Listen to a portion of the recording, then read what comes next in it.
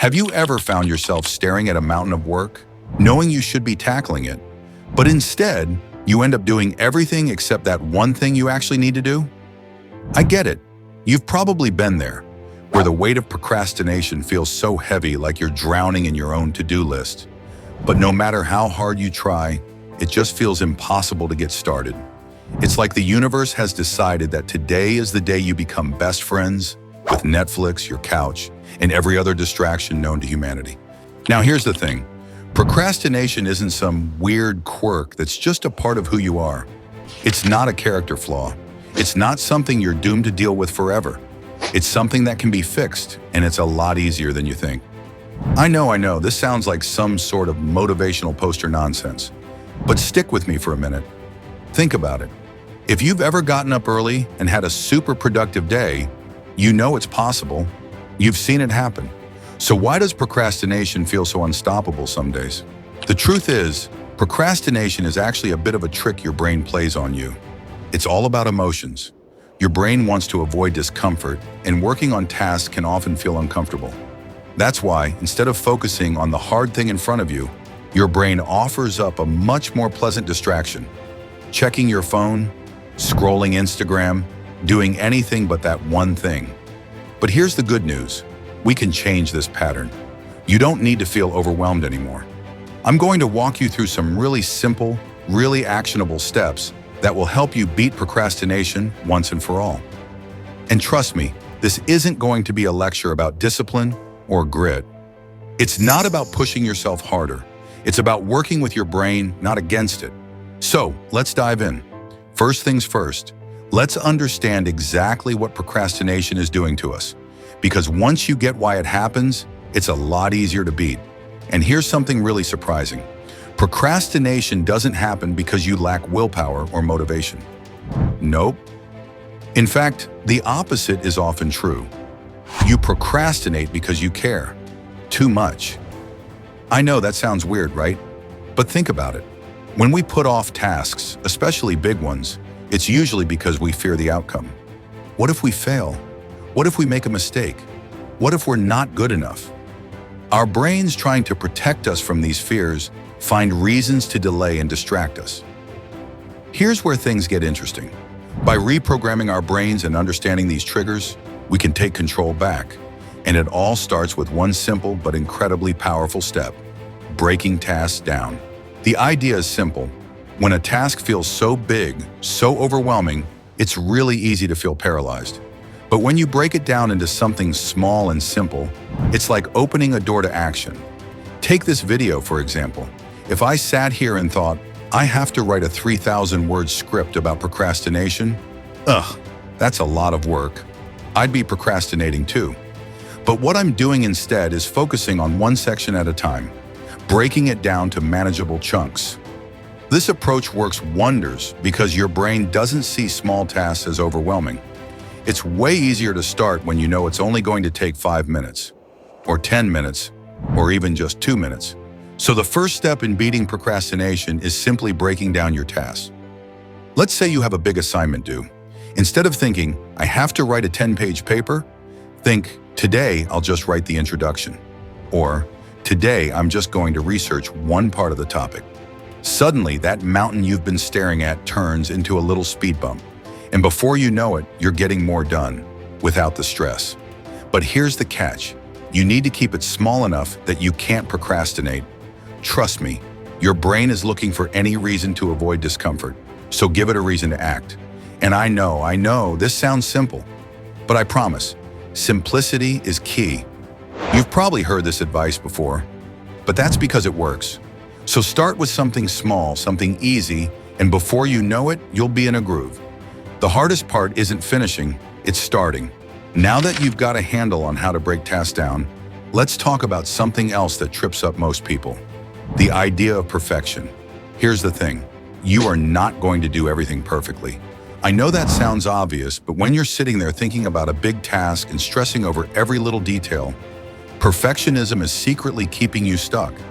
So the second key to beating procrastination is learning to embrace imperfection.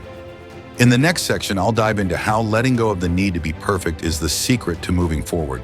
without all the anxiety and fear that typically come with procrastination.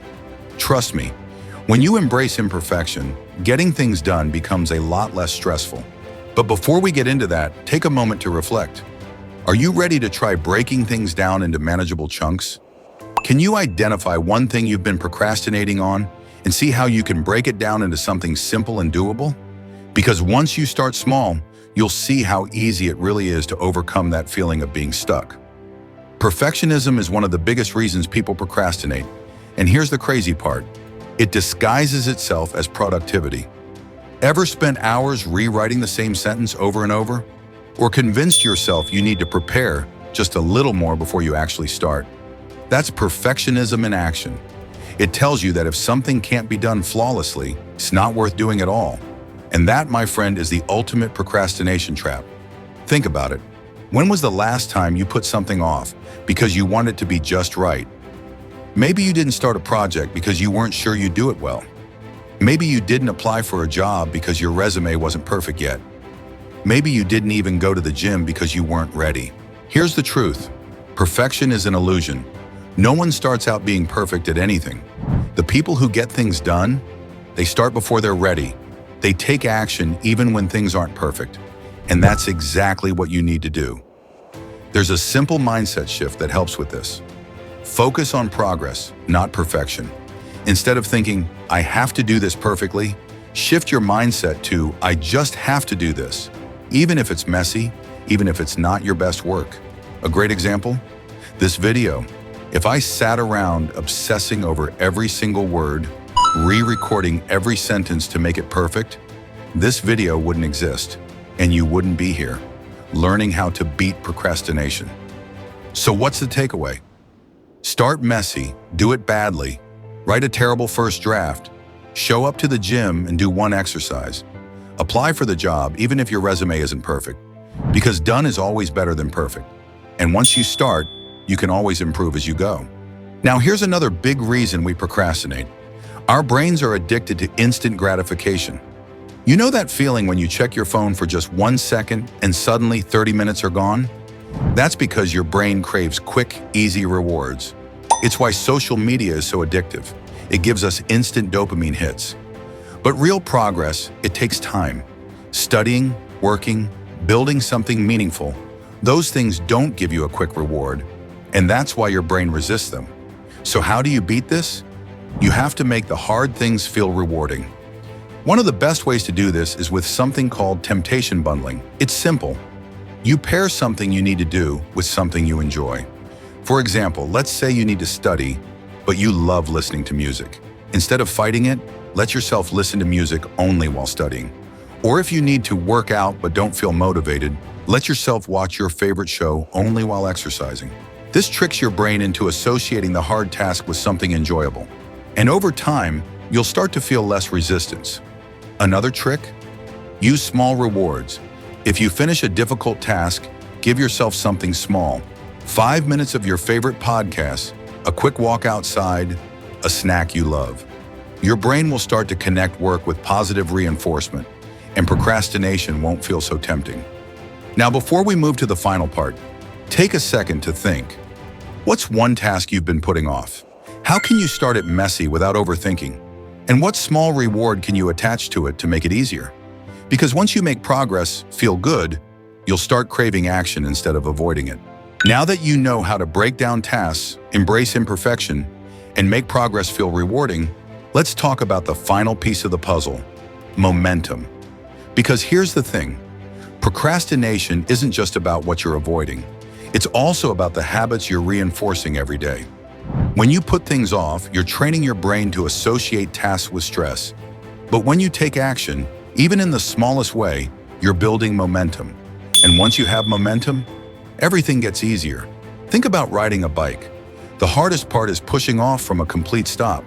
But once you're moving, it takes way less effort to keep going. That's exactly how productivity works.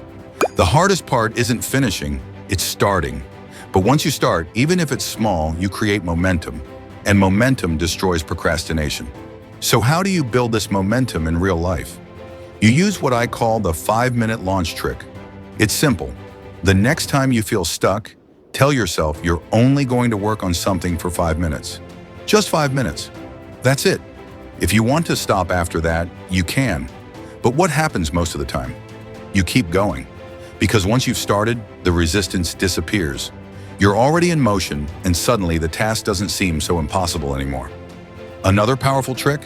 The don't break the chain method. This one comes from Jerry Seinfeld, who used it to become one of the most successful comedians in the world.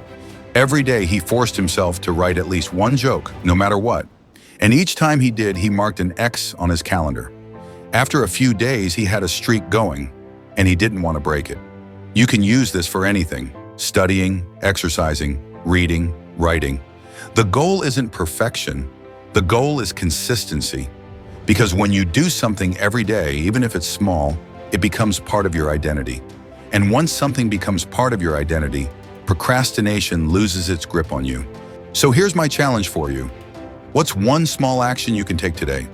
Not tomorrow, not next week. Today. Can you write one sentence?